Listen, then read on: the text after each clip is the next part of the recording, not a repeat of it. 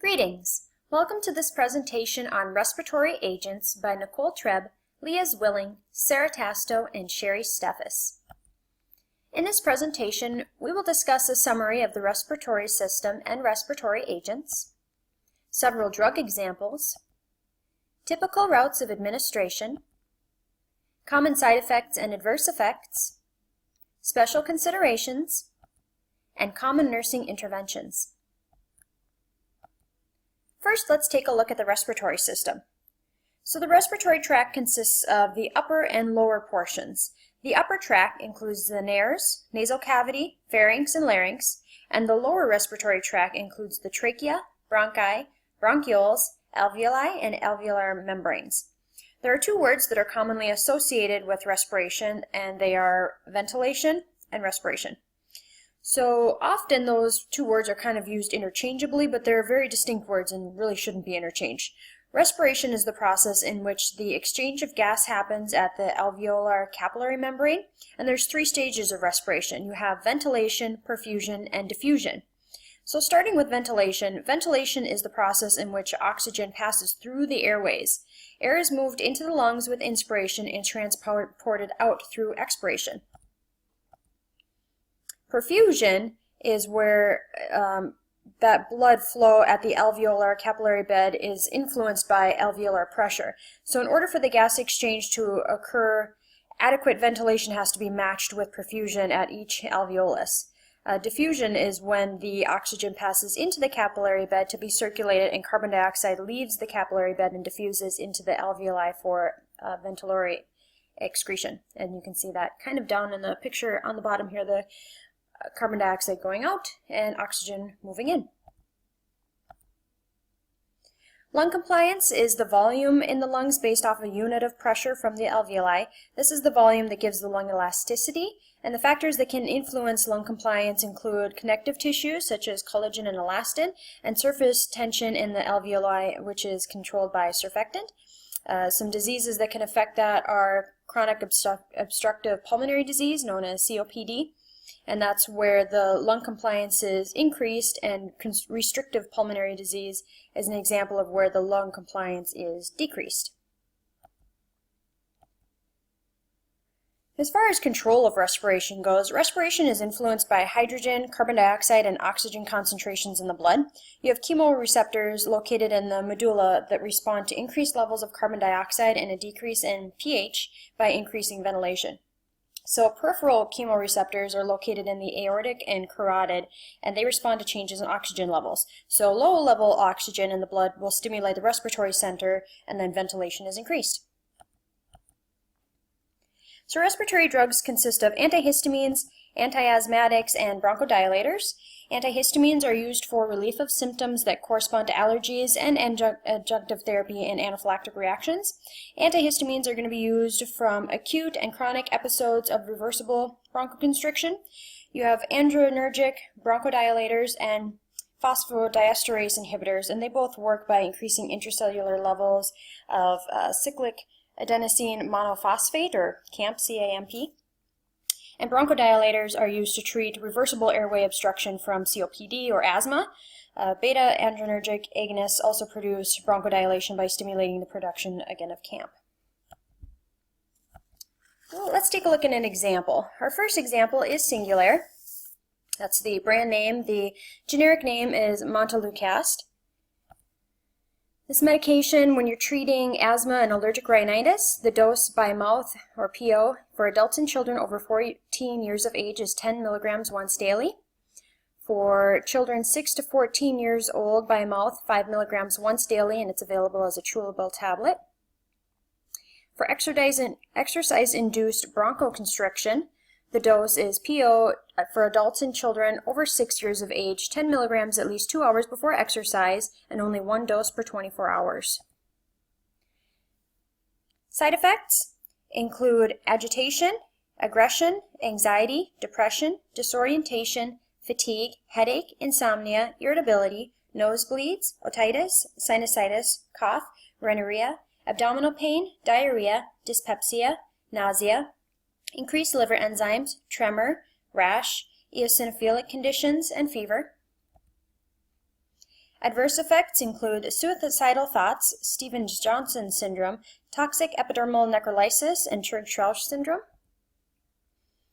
Special considerations. Do not discontinue abruptly, and when using for asthma, administer in the evening. This medication can also cause an increase in AST and ALT concentrations in the blood. Common nursing interventions.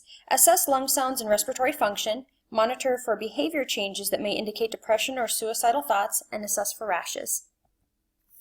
The next medication we're going to take a look at is known as Mucinex, and you've probably seen that little guy down in the corner before. The generic name for this medication is guaifenesin. For routes of administration for adults, the dose is 200 to 400 milligrams every 4 hours or 600 to 1200 milligrams every 12 hours as an extended release product, not to exceed 2400 milligrams per day. For children ages 6 to 12, the oral dose is 100 to 200 milligrams every 4 hours or 600 milligrams every 12 hours as an extended release product, again not to exceed 2400 milligrams per day. For children ages 4 to 6, the oral dose is 50 to 100 milligrams every 4 hours, not to exceed 600 milligrams per day. Side effects include dizziness, headache, nausea, diarrhea, stomach pain, vomiting, rash, and urticaria. Adverse effects were not identified by the Davis Drug Guide. Special considerations. Maintaining a fluid intake of 1,500 to 2,000 milliliters per day is going to help to decrease the viscosity of secretions, so make sure to administer each dose with a glass of water. Common nursing interventions. Assess for lung sounds, including the frequency and type of cough and characteristics of secretions. Instruct the patient to cough effectively. Advise patient to stop smoking. Use a humidifier and chew sugarless gum or hard candy to help alleviate the discomfort caused by the chronic non-productive cough. Our next example is theophylline. The dose for theophylline for adults that are healthy and non-smoking orally has a loading dose of 5 milligrams per kilogram followed by 10 milligrams per kilogram per day divided every 8 to 12 hours and not to exceed 900 milligrams per day.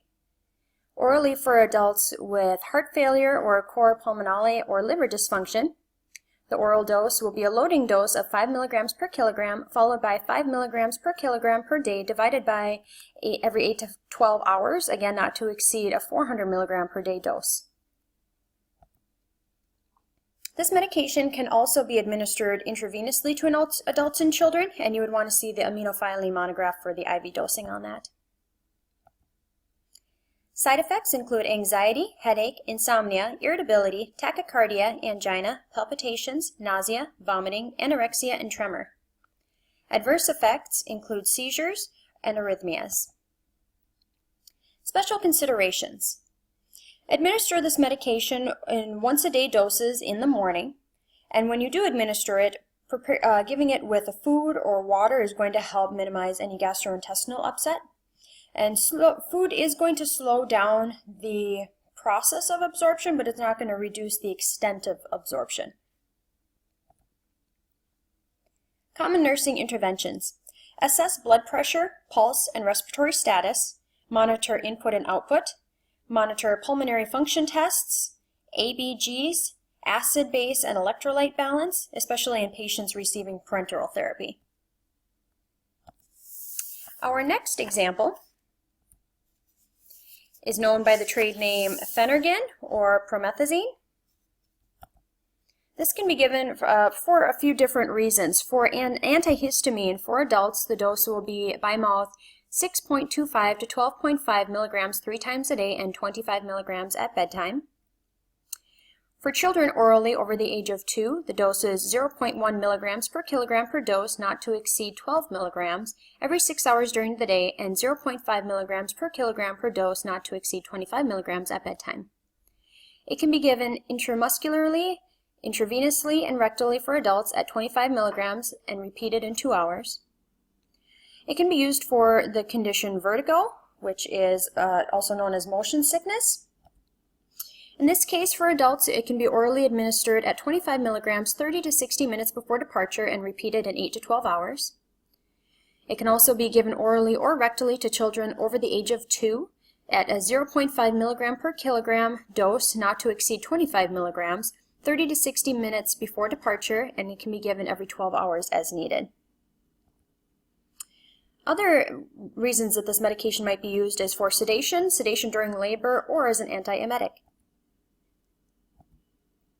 Side effects include confusion, disorientation, sedation, dizziness, extrapyramidal reactions, fatigue, insomnia, nervousness, blurred vision, diplopia, tinnitus, bradycardia, hypertension, hypotension, tachycardia, constipation, drug-induced hepatitis, dry mouth, photosensitivity, severe tissue necrosis upon infiltration at an IV site, rashes, and blood dyscrasias. Adverse effects include neuroleptic malignant syndrome. Special considerations. Administer oral doses with water, milk, or food to minimize gastrointestinal upset. The tablets may be crushed, and if you're administering this intramuscularly, it's really important to administer it deep and into a well-developed muscle because subcutaneous administration can cause severe tissue necrosis or tissue death. Common nursing interventions. Monitor blood pressure, pulse, and respirations. Assess the level of sedation after administration. Monitor for extrapyramidal side effects. Monitor for neuroleptic malignant syndrome, and the symptoms of that would be fever, respiratory distress, tachycardia, seizures, diaphoresis, hypertension or hypotension, pallor, tiredness, severe muscle stiffness, and loss of bladder control. Also monitor CBCs.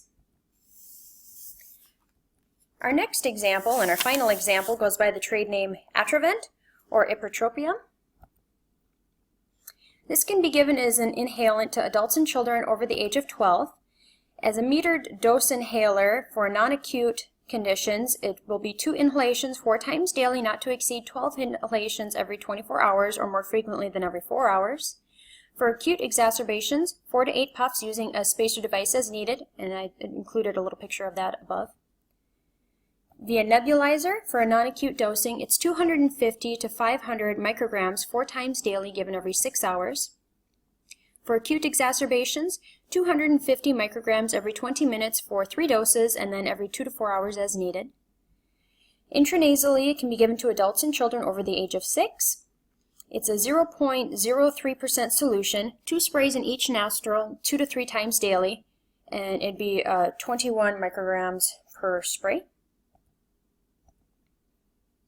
Side effects include dizziness, headache, nervousness, blurred vision, sore throat, and nasally epistaxis, nasal dryness and irritation, bronchospasm, cough, hypotension, and palpitations, irritation, nausea, rash, and allergic reactions.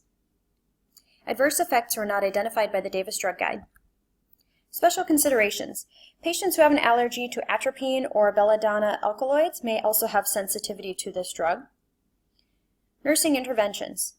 Assess respiratory status, rate, breath sounds, degree of dyspnea, and pulse, and with nasal sprays, assess the patient for rhinorrhea. As a summary on this presentation on respiratory agents, we summarize the respiratory system and the respiratory agent group.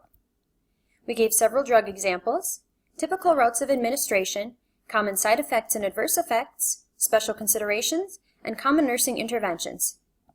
Thank you for watching this presentation brought to you by Team All the Azepams.